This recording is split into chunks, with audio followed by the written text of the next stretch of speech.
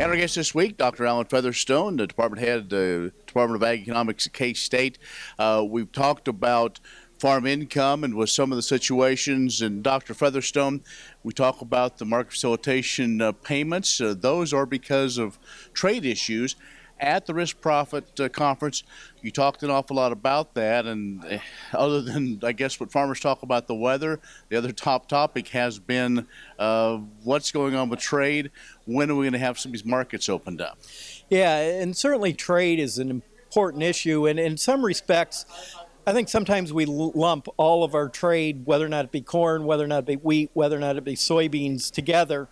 The important thing I think it's important to understand is just the difference between the trade aspects for soybeans, the trade aspects for corn, the trade aspects for wheat. For example, soybeans, there's 3 countries that produce 85% of the soybeans in the world. Essentially, you look at the U.S., you look at Brazil, you look at Argentina, those 3 countries together produce 80%, 85% of the soybean production. If you look at the exports, the top 5 exporting countries export 95% of the soybeans. And so it's a very concentrated market. At the same time, and really what's got people's attention is China.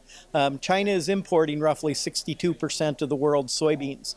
And in some respects, it's kind of an interesting situation where there's a very few suppliers, and essentially China dominates the demand side. You look at other countries, the second most importer imports 3.3% of the world's supply, and so it goes from 62 to 3%. Conversely, you look at corn, and corn, again, the U.S.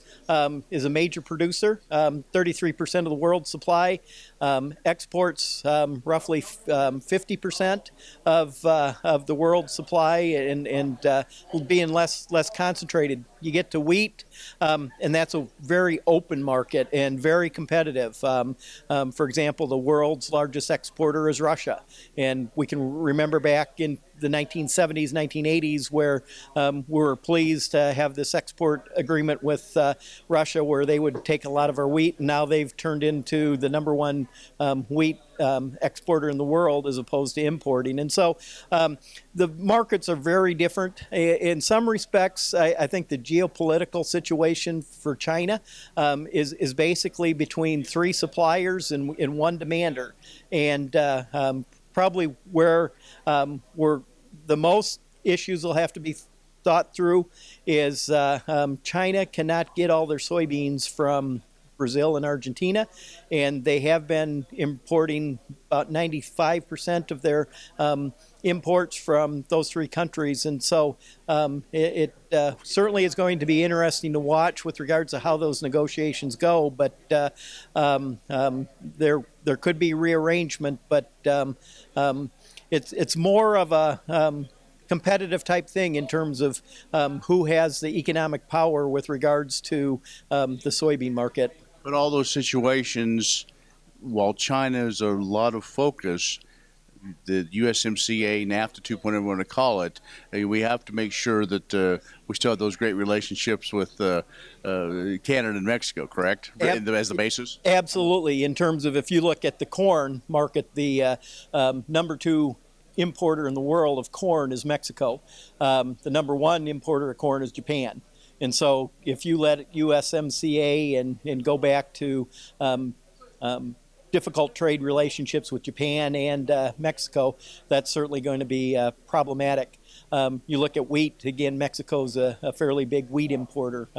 Indonesia's a fairly big wheat importer. And so certainly the relationships with Japan are going to be pretty important for both wheat and corn. And you look at the relationships with Mexico, and they're pretty important for the wheat exporter and the corn exporter from the U.S. And so